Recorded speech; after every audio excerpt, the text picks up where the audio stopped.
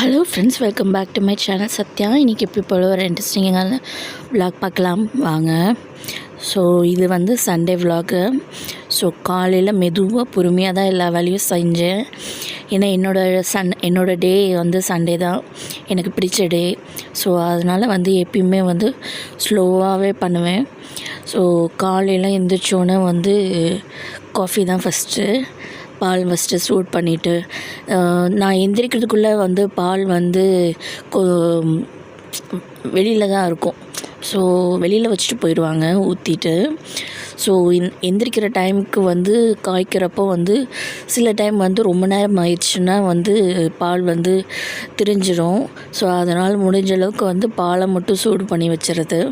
So அதனால் வந்து first பால் சூடு பண்ணிவிட்டு அதுக்கப்புறம் காஃபி போட்டு குடித்தேன். ஸோ இப்போ ரீசெண்டாக பார்த்திங்கன்னா நிறையா பேர் வந்து மேரேஜ் லைஃப்பில் வந்து நிறையா பேர் வந்து டைவர்ஸ் ஆயிடுது. ஸோ பிரிஞ்சிடுறாங்க. ரொம்ப ரொம்ப சந்தோஷமாக 2 பேர் இருப்பாங்க.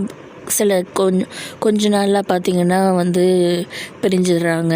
அதெல்லாம் பார்க்குறப்போ வந்து ரொம்ப கஷ்டமாக இருக்குது. என் மைண்ட்குள்ளேயும் வந்து எப்படி தோணுன்னா, எனக்கே ஒரு பயம் வரும். நம்ம ஒழுங்காக கவனிக்கலையோ, இல்லை இந்த மாதிரி நமக்கு வந்துடுமோ அப்படின்லாம் பயப்படுவேன். ஸோ எனக்கு முடிஞ்ச அளவுக்கு நான் வந்து என்னோடய பெஸ்ட்டை தான் நான் வந்து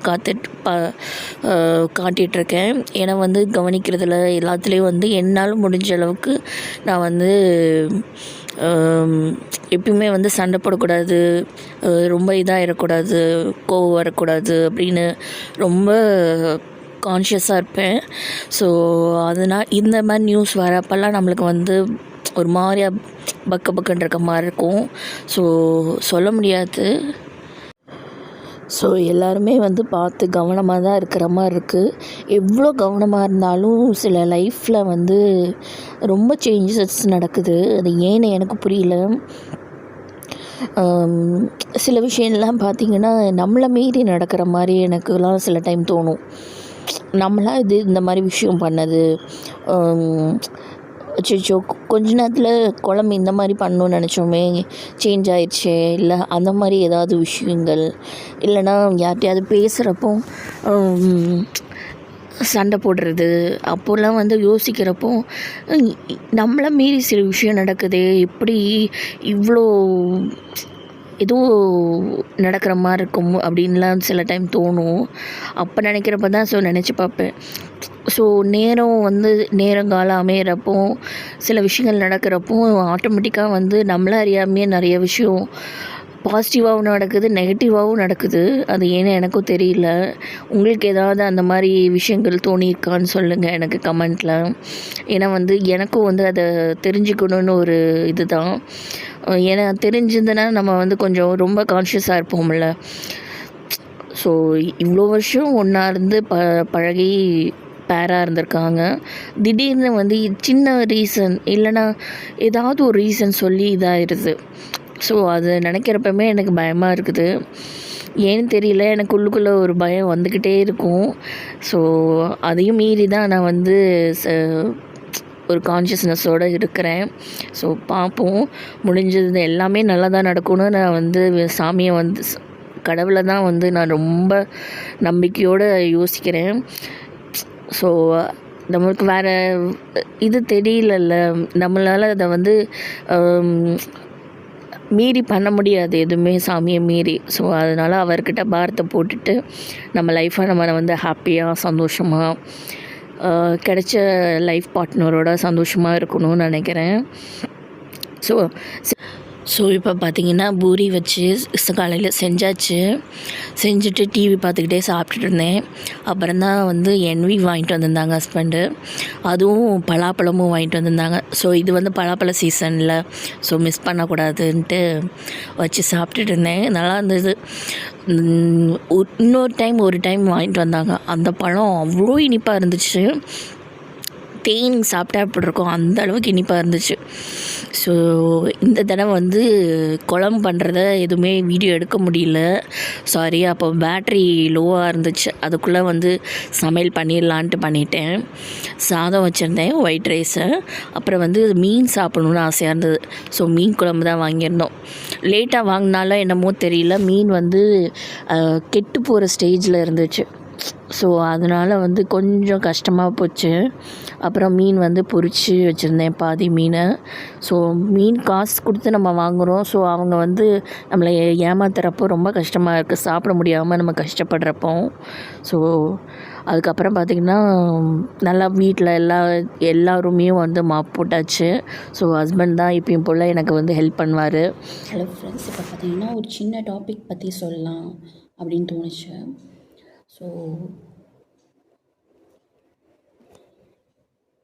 ஸோ ரொம்ப நாள் ஆச்சு விலாகில் நான் பேசி ரொம்ப நாள் ஆச்சு. ஜஸ்ட் வந்து ஷேர் பண்ணிக்கணும்னு தோணுச்சு. இது வந்து எத்தனை பேர்த்துக்கு வந்து அண்டர்ஸ்டாண்ட் ஆகுதோ இல்லை புரிஞ்சிக்க முடியுதோ தெரியல. ஆக்சுவலாக வந்து என் லைஃப்பில் வந்து மேரேஜ் ஆகி 15 இயர்ஸ் ஆகுது. ஸோ இந்த 15 இயர்ஸில் வந்து பார்த்திங்கன்னா ஓரளவுக்கு நல்லாவே போயிருக்குன்னு சொல்லலாம். ஃபஸ்ட்டு ஒரு என் சன் பிறக்கிற வரைக்கும், அது ஆக்சுவலாக ஒரு 2015 வச்சுக்கோங்க. 2015 வரைக்குமே லைஃப்பில் வந்து அந்தளவுக்கு ஸ்டெடியாக இல்லை, கான்ஸ்டண்ட்டாக இல்லை. ரொம்ப பிரச்சனைக்கு மேலே பிரச்சனை வந்துக்கிட்டே இருந்துச்சு. ஒரு செட்டில் ஆகிறதுக்கே வந்து ரொம்ப வருஷம் ஆயிடுச்சு எனக்கு. சன் பிறந்ததுக்கப்புறம் தான் வந்து ஓரளவுக்கு செட்டில் ஆன மாதிரி இருந்துச்சு. ஸோ ஒவ்வொருத்தருக்கும் லைஃப்பில் வந்து வேறு மாதிரி கஷ்டம் வரும், நிறைய ஃபேஸ் பண்ணுற மாதிரி இருக்கும். எனக்கு வந்து 15 இயர் அந்த ஒரு அந்த 2015 வரைக்கும், ஆக்சுவலாக 2011 எனக்கு வந்து மேரேஜ் ஆச்சு. அந்த 2015 வரைக்குமே வந்து ரொம்ப சண்டை வரும், அடிக்கடி பிரிஞ்சு போயிடும். அந்த மாதிரி நிறைய ப்ராப்ளம்ஸ்லாம் வந்து இருந்துக்கிட்டே இருந்துச்சு. எனக்கு வந்து சன் வந்ததுக்கப்புறம் தான் வந்து ஹாப்பினஸ், ஒரு பிரைட் ஃப்யூச்சர் இருக்குது, நம்ம வாழணும், லைஃப்பில் வந்து நிறைய பண்ண வேண்டியது இருக்குது, சன்னை கவனிக்கணும், அவரை வளர்க்கணும், ஹாப்பியாக இருக்கணும், இந்த லைஃப்பை வந்து என்ஜாய் பண்ணிக்கணும் அப்படிங்கிறது தோணுச்சு. ஸோ வந்து எல்லார் லைஃப்லேயும் வந்து சடனாக வந்துடாது ஹாப்பினஸ்ஸு. மேரேஜ் ஆனதுக்கப்புறம் தான் நம்மளுக்கு வந்து ஒரு பெரிய என்ன சொல்கிறது, பெரிய ஒரு இதே நடக்கும், சண்டே வர ஆரம்பிக்கும். லவ்வர்ஸ்க்கு எப்படின்னு எனக்கு தெரியல. அரேஞ்ச் மேரேஜ் பொறுத்த வரைக்கும் இந்த மாதிரி சண்டைகள் வந்து தான் ஒரு ஸ்டாண்டர்டாக வரும், ஒரு லெவலுக்கு வந்து செட்டில் ஆகும். அதுக்கு வந்து கொஞ்சம் நாள் எடுக்க தான் செய்யும். சிலருக்கு வந்து டக்குன்னு செட் ஆகுறது உண்டு, சிலருக்கு லேட்டாக தான் ஆகும்னு நினைக்கிறேன். சொல்லப்போனால் இந்த மாதிரி தான் நடக்கும் எனக்கு தெரிஞ்சு. பட் இப்போ வந்து எனக்கு வந்து மைண்ட் நல்லாயிருக்கு, என்ன சொல்கிறது, ஹாப்பியாக இருக்க மாதிரி தான் இருக்குது. சண்டை வரும், ஆனால் வந்து எப்பயுமே சண்டை போட்டுக்கிட்டே இருக்கிற மாதிரிலாம் இருக்காது, சண்டை கொஞ்சம் கொஞ்சம் இதாகும். ஸோ உங்கள் லைஃப்லேயும் வந்து நீங்கள் இப்போ நியூலி மேரிட் ஆகி கஷ்டப்படுற மாதிரி இருந்ததுன்னா கொஞ்ச நாள் விட்டு கொடுத்து போங்க. லைஃப்பில் வந்து விட்டு கொடுத்து போகிறதுனால ஒன்றும் தப்பு இல்லை. நான் வந்து நிறைய டைம் விட்டு கொடுத்துருக்கேன். கம்பேர்ட் டு மை ஹஸ்பண்ட் வந்து நான் தான் வந்து அதிகமாக விட்டு கொடுத்து, நான் இங்கே இருக்கணும், நான் இங்கே தான் இருப்பேன், ஹஸ்பண்ட் கூட தான் இருப்பேன், இவர் கூட தான் வாழ்வேன் அப்படின்னு சொல்லி எங்கள் வீட்டில் சொல்லி கான்ஸ்டண்ட்டாக அந்த ஒரு இதை வந்து சொல்லி அதுக்கப்புறம் வந்து ஜாயின் ஆகி இருக்கிறோம். ஸோ அதுதான் சொல்ல வந்தேன். லைஃப்பில் வந்து மேரேஜ் ஆகி கொஞ்ச நாளாக தான் ஆகிற மாதிரி இருந்துச்சுன்னா முடிஞ்ச அளவுக்கு கொஞ்சம் விட்டு கொடுத்து போங்க. 2 பேத்துல யாராவது விட்டு கொடுத்து போய் தான் ஆகணும். என்னையை பொறுத்த வரைக்கும் பாய்ஸ் விட்டு கொடுத்து போனால் அவங்களுக்கு வந்து நம்ம மேலே வந்து ரொம்ப பிரியம் இருக்குது, விட்டு கொடுக்க தோணலன்னு அர்த்தம். கேர்ள்ஸ் விட்டு கொடுத்து போனால் அவங்களுக்கு வந்து அவங்க மேலே இன்னும் அதிகமாக பாசம் இருக்குதுன்னு நினைக்கிறேன். ஸோ என்னோட கருத்து அது. பிகாஸ் வந்து அந்த மாதிரி தான் நான் எக்ஸ்பெக்ட் எனக்கு தெரிஞ்ச வரைக்கும் என் லைஃப்பில் நடந்த வரைக்கும் இப்படி தான் இருந்துச்சு. இதில் வந்து எதுவுமே வந்து டிஃபர் ஆகவே இல்லை.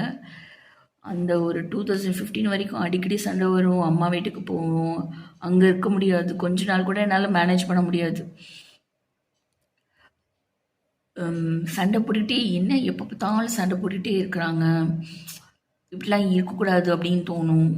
எனக்கு வந்து எனக்கு பிடிச்சமான ஒரு கேரக்டர்னு தான் பார்த்தீங்கன்னா சந்தோஷ் சுப்ரமணியம் படம்னா எனக்கு ரொம்ப பிடிக்கும். அதில் வர ஜெனிலியா கேரக்டர் எனக்கு வந்து ரொம்ப பிடிக்கும். காலேஜ் லைஃப்பில் வந்து நல்லா ஹாப்பியாக இருக்கணும், சுட்டித்தனம் பண்ணணும், நல்லா ஹாப்பியாக என்ஜாய் பண்ணணும் அப்படிங்கிற கேரக்டர் தான் நான். பட் பேசிக்கலி வெளியில் பார்க்குற அளவுக்கு சடனாக பார்க்குறவங்களுக்கு தெரியாது.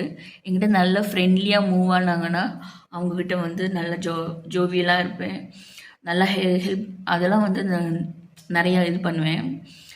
ஆனால் எனக்கு வந்து உண்மையை சொல்லப்போனால் காலேஜ் முடிச்சதுக்கப்புறம் எனக்கு ஒரு நல்ல ஃப்ரெண்டே கிடைக்கல.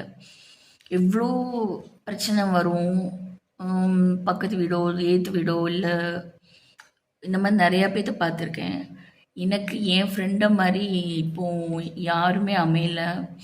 அது ஏதாவது ஒரு பிரச்சனை வரும், இல்லைன்னா அவங்க ஏற்றுக்க மாட்டாங்க நம்மளே ஃப்ரெண்டாக. இந்த மாதிரி நிறைய பிரச்சனை வந்ததுக்கப்புறம் தான் வந்து ஃப்ரெண்டை வந்து கான்ஸ்டண்ட்டாக பிடிக்க முடியல. மேபி கொஞ்சம் லேட் ஆனாலும் நல்ல ஃப்ரெண்டு கிடைக்கும்னு வேண்டிக்கிறேன். என்னோடய காலேஜ் ஃப்ரெண்ட்ஸ் இருக்காங்க, பட் அவங்ககிட்ட இப்போ பேசிக்கிறது இல்லை, காண்டாக்ட் நம்பர் எதுவும் இல்லை. ஸோ அதனால் வந்து ரொம்ப மிஸ் பண்ணுறேன் என் பழைய ஃப்ரெண்ட்ஸ் எல்லாம். ஸோ இப்போ இனிமேல் நல்ல ஃப்ரெண்டு கிடைக்கணும்னு நான் வெயிட் பண்ணுறேன், நல்ல ஃப்ரெண்டு கிடைக்கணும்னு. ஏன்னா வந்து லைஃப் இன்னும் கொஞ்சம் ஹாப்பியாக போகணும், நல்லா போகணுன்னு நினைக்கிறேன். நம்ம என்ன தான் வந்து வீட்டு வேலை பார்த்துட்டு வீட்டை கவனிச்சிட்டு இருந்தாலும் நம்மளுக்குன்னு ஒரு ஃப்ரெண்ட்ஷிப் கிடைச்சாதான் அது வந்து நல்லாயிருக்கும், நல்லா ஸ்மூத்தனாக போகும் லைஃபு. அப்போ தான் வந்து இன்ட்ரெஸ்டிங்காக நல்லா இதாக போகும்னு நினைக்கிறேன். ஸோ இதை எதுக்காக சொல்கிறேன்னா, நாங்கள் வந்து சீக்கிரமாகவே வந்து மாறப்போகிறோம் பிளேஸு. அந்த பிளேஸ் எப்படி இருக்குன்னு எனக்கு தெரியல. எனக்கு சூட் ஆகுமா இல்லை என் சன்னுக்கு சூட் ஆகுமா, இது எதுவுமே எனக்கு தெரியாது. பட் பிளாங்காக போகிறோம். அந்த இடத்துல வந்து நல்லா ஃப்ரெண்ட்லியாக எனக்குன்னு ஒரு ஃப்ரெண்டு கிடைக்கணும்னு ஆசைப்பட்றேன். ஸோ எனக்கு ஃப்ரெண்டு யாராவது ஒரு டைம் நல்லா க்ளோஸாக பழகிட்டாங்கன்னா அவங்களுக்காக நான் வந்து பை எக்ஸ்ட்ரீம் அளவுக்கு போவேன். அது வந்து லவ்லேயும் சரி, அதில் வந்து ஃப்ரெண்ட்ஷிப்னாலும் சரி, ரெண்டுமே எல்லாத்துலேயுமே ஃப்ரெண்ட்ஷிப் இருக்கிறது, ஃப்ரெண்டாக க்ளோஸ் ஆயிடுவேன். எனக்கு செட் ஆகுறது ரொம்ப கஷ்டம்தான். ஏன்னா வந்து நான் ரொம்ப காமாக இருக்க மாதிரி இருக்கும் பார்க்க. பட் வந்து என்கிட்ட ஃப்ரெண்ட்லியாக மூவ் பண்ணுறப்போ சொல்லுவாங்கள்ல, இவங்கள பார்த்தா காமாக இருக்குது, இவங்கெல்லாம் அந்தளவுக்கெல்லாம் பேச மாட்டாங்க போல இருக்குது அப்படின்னு. அப்படிலாம் கிடையாது, நல்லா பேசுவேன். ஆனால் சில நேரத்தில் என்னால் கான்ஸ்டண்ட்டாக மூவ் ஆகிறப்ப தான் தெரியும். நான் நல்ல ஜோவியலான கேரக்டர் தான். என்னோடய கேரக்டர் எப்படிங்கிறது வந்து ஜட்ஜ் பண்ணுறதுக்கு பார்க்கலாம் பழகினா தான் நல்லா தெரியும். ஸோ இந்த ப்ளாகில் வந்து இன்னும் ஒரு 1 வீக் இல்லை 2 வீக்ஸில் வந்து இந்த வீடு வந்து நம்ம ஷிஃப்ட் ஆயிடுவோம். ஸோ ஷிஃப்ட் ஆகிறதுலேருந்து வீடியோ கவர் பண்ணி உங்களுக்கு காட்டுறேன். நியூ ஹோம் எப்படி இருக்குது அப்படிங்கிறத டீட்டெயில்ஸ்லாம் பார்க்கலாம். இன்னும் 2 வீக்ஸ் கழிச்சு தான். ஸோ அது வரைக்கும் இந்த வ்ளாக் இந்த வீட்டில் தான். ஸோ இன்னும் ஒரு கம்மிங் வ்ளாக்ஸ் ஒரு 2 வீக்ஸ்க்கு இங்கே தான் எடுக்கிற மாதிரி இருக்கும். ஸோ மனசில் பட்டதை நான் வந்து ஷேர் பண்ணணும்னு நினச்சேன். ஸோ ஹாப்பியாக இருங்க. லைஃப் வந்து எப்பயுமே வந்து கஷ்டத்தில் போகாது. அப்படி கஷ்டத்துலேயே போகிறதா இருந்தால் நீங்கள் எப்பயுமே அழுதுகிட்டே இருப்பீங்க.